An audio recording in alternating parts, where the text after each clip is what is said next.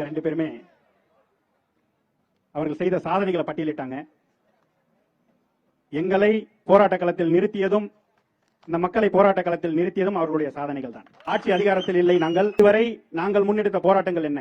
எட்டு வழி சாலைக்கு எதிராக போராட்டத்தை முன்னெடுத்து சிறை சென்றவர்கள் நாம் தமிழர் பிள்ளைகள். ஆரணி நகரின் மையப்பகுதியில் பள்ளிக்கு அருகில் இருந்த டாஸ்மாக் கடையை மூட சொல்லி போராட்டம் செய்து அந்த டாஸ்மாக் கடையை மூடியது நாம் தமிழர் கட்சி. சிப்காட் தொடர்ச்சியாக 1000 நாட்களை கடந்து போராடி கொண்டிருக்கிறார்கள். அவர்களோடு தோளுக்கு தோளாக துணை நின்று அந்த திட்டத்தை தடுத்து நிறுத்தியது நாம் தமிழர் கட்சி. திருவண்ணாமலை நகரில் மலை அடிவாரத்தில் கிட்டத்தட்ட 1000 குடும்பங்களை அகற்றுவதற்கான அரசாணை பிறப்பித்து இன்னைக்கு அவங்களுடைய குடிநீர் குழாய் இணைப்புகள், கழிவுநீர் கால்வாய்களை எல்லாம் துண்டிக்க ஆணை பிறப்பித்திருக்கிறது.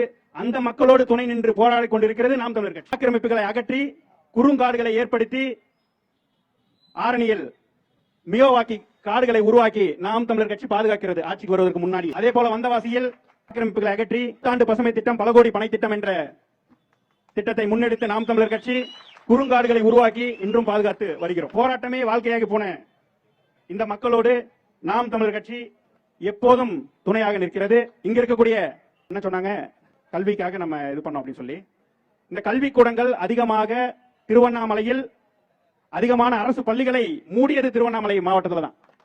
அதற்கு எதிராக போராடியது நாம் தமிழர். இப்ப தரங்க, எடுத்து தரங்க.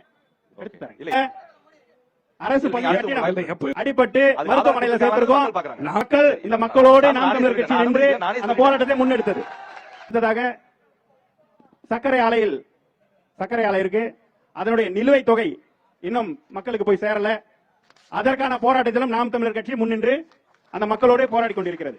அனைத்து பிரச்சனைகளிலும் மக்களோடு மக்களாக நாம் தமிழர் கட்சி எப்போதும் நின்றிருக்கிறது, இனி எப்போதும் நிற்கும் என்பதை